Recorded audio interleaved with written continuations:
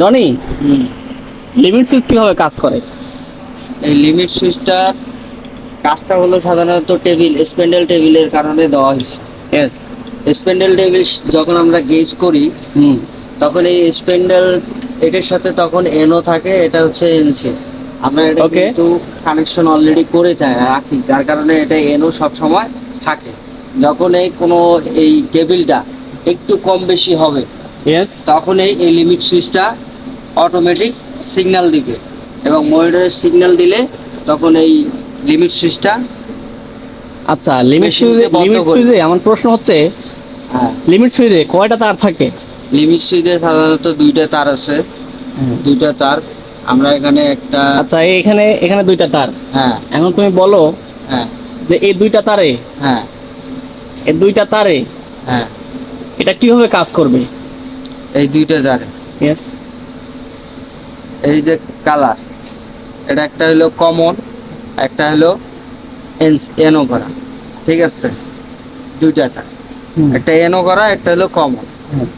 আর brown হলো positive, আর হলো blue হলো নেগেটিভ।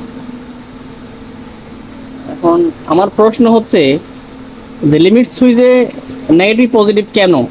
কি কারণে তুমি বলতেছো যে লিমিট সুইচে? এটা আমি কেমনে কমবো, এটা আমাকে ইলেকট্রিক শিখেছে, আমি হেডে। আচ্ছা, এখন আমি তোমাকে থিওরি দেই। হ্যাঁ, দেন। লিমিট সুইচে কোনো নেগেটিভ পজিটিভ নাই। হ্যাঁ, এটা তোমাকে যে শিখাইছে সে হচ্ছে একদম গর্ধব বোকা। এ হয়তো তোমাকে বুঝাইছে, তুমি কিন্তু বলতে পারতেছো না ঠিকঠাক করে।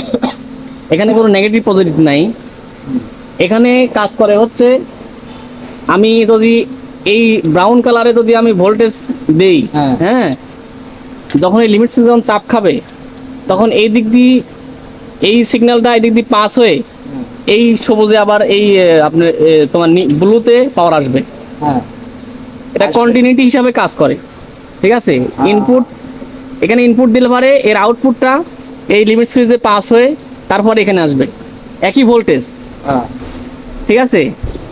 এখানে ভোল্টেজ যদি আমি দেই, এখানে এই ব্রাউনে যদি ভোল্টেজ দেই, তাহলে কিভাবে এটা পাস হচ্ছে? যখন এই লিমিট সুইচ যখন চাপ খাচ্ছে, তখন এখানে ওই অ্যানোডা এনসি হয়ে তারপর এখানে ভোল্টেজ সেম ভোল্টেজ আসছে। আমি তো 24 ভোল্ট এখানে ইন করি, আমি 24 ভোল্ট ইন করি, তাহলে এই 24 ভোল্টটাই আবার এদিক দিয়ে ঘুরায় আবার এই 24 ভোল্ট এখানে আসবে। এখানে নেগেটিভ পজিটিভের কোনো অপশন নাই। সো আমার কথা তুমি বুঝতে পারছো? হ্যাঁ, বুঝতে পারছি। ওকে, ধন্যবাদ।